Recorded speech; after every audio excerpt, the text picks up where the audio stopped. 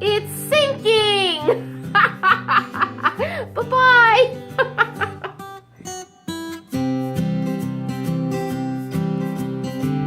So I wanted to pop in here real quick this morning. I just got back from taking the kids to school.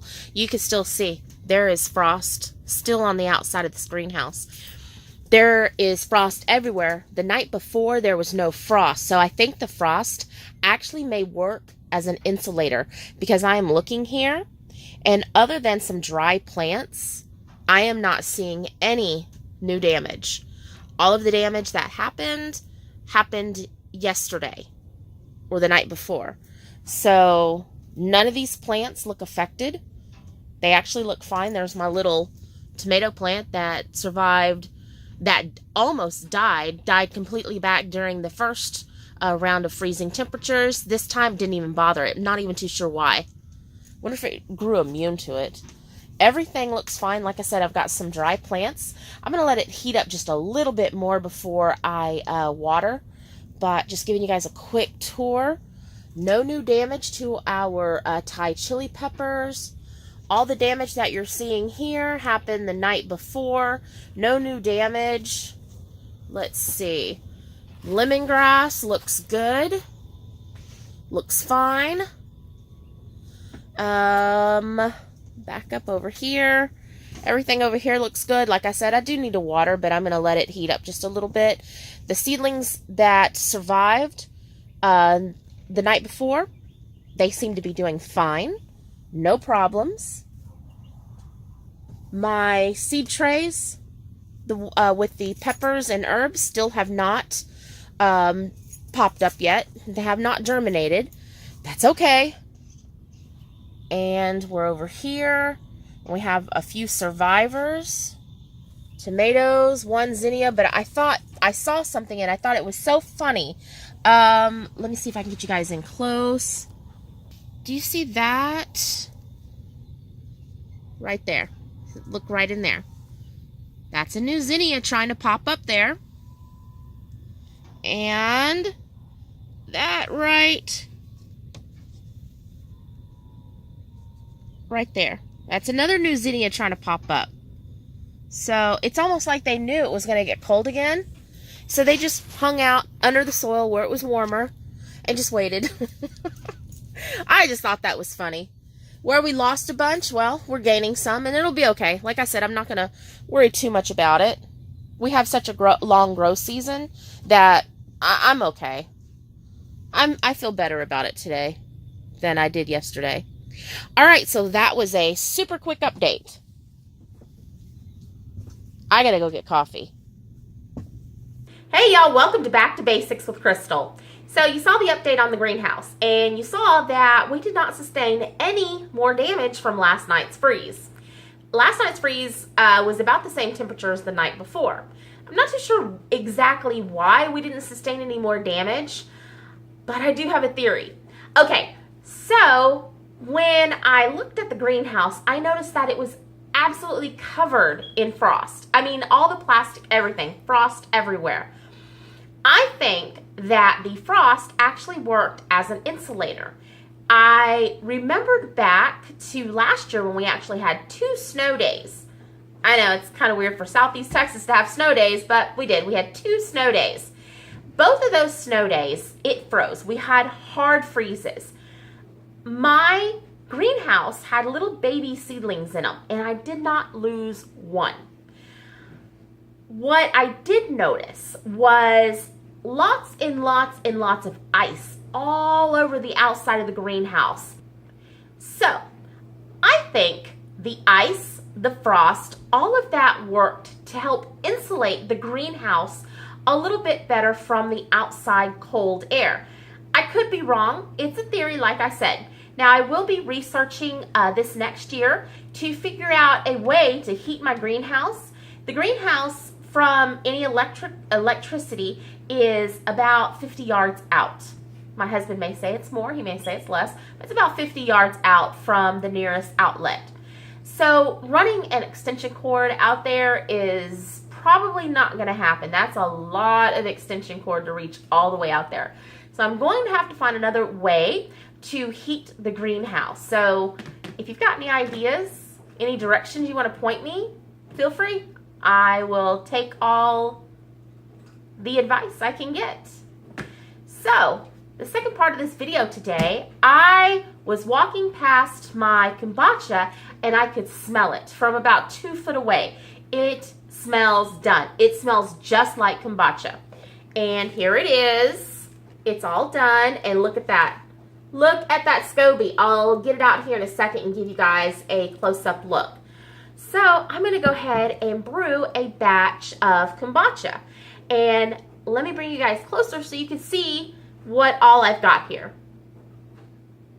So here is the kombucha that I started with. This is the stuff that grew the SCOBY. 1 cup measuring cup. This is water, and in the water is raw cane sugar. You're probably wondering why it's brown. Well, because raw cane sugar is brown. That's why. I don't use anything bleached in my house if I can help it. And over here, I've got some black tea that I brewed up. You can brew this to whatever strength you want. You don't have to use black tea. If you want to use green tea, you can use green tea. Whatever tea you have, use that. You don't have to go out and buy anything special. Now, I will add, you probably don't want to use a flavored tea. We all have them. You know, you've got blueberry flavor, you've got hibiscus. You really want to stick to a regular plain Jane tea. You can actually flavor it later on if you choose to do a second fermentation. So all I'm going to do, this is cold. This tea is cold, not refrigerator cold, you know, room temperature cold. This is hot because I had to melt the sugar. So I'm just going to pour this in here. Just like that. You can always come back and add water later. I'm going to give it a stir. And that's going to make it warm. You do not want to add your SCOBY to anything hot. You really want this room temperature. This is just slightly warm. Very, very slightly. Like, you're not going to heat your hands up on this. It's very, very slightly warm. Okay. So now it's time. Let me grab a plate. I'll be right back. Just a place to put my SCOBY. I'm just going to move stuff around so I can work a little bit easier. I'm going to take this off. I just got done washing my hands with soap and water. Definitely want to keep very, very clean hands. This was washed and sterilized, just soap and water, before I made the tea. Everything is washed with soap and water before I use it. You don't want to harm your SCOBY here. So I'm going to pull this out very gently. Okay. There it is. Now, this is not the biggest SCOBY around, but it's going to continue to grow. Look at the thickness. It's about, I don't know, an eighth of an inch thick. This is almost identical to the very first one. We've got a hole there. It'll eventually fill in. This is almost, that's what it looks like on the bottom. This is almost identical to the same size from the very first SCOBY I ever bought. This experiment cost me $2.59 if you're wondering. So we're just going to put this down on a nice clean plate. I gotta wash my hands. I'll be right back. Okay, so now what I'm gonna do is I'm gonna take 1 cup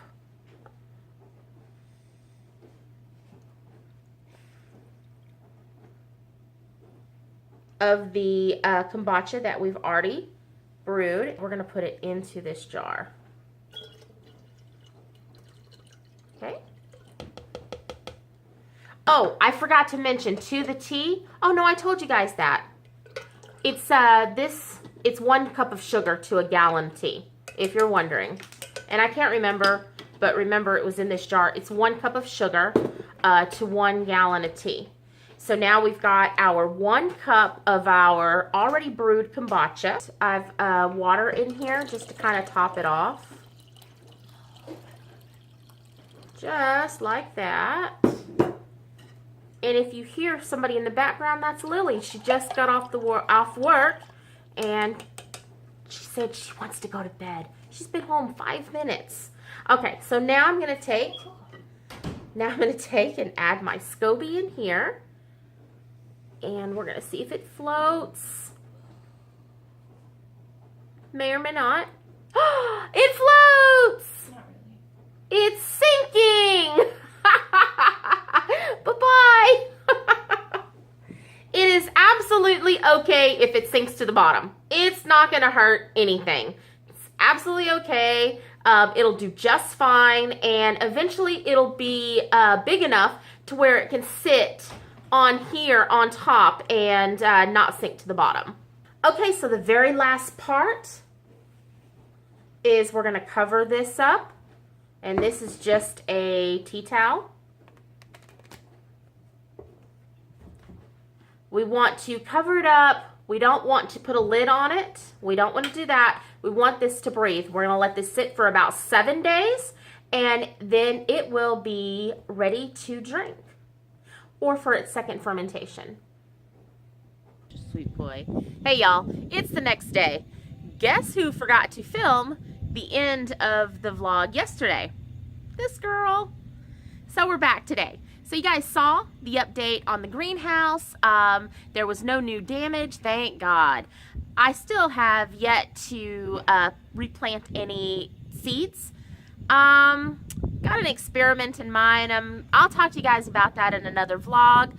Still thinking about that. Thinking seriously about that. And you saw how we went from store-bought raw kombucha, 7 days later, my own scoby, and another batch of kombucha. That is mind-blowing. Y'all, I would have never guessed that it would end up like that. We still don't have any black garlic yet. So that's really it of the vlog from yesterday.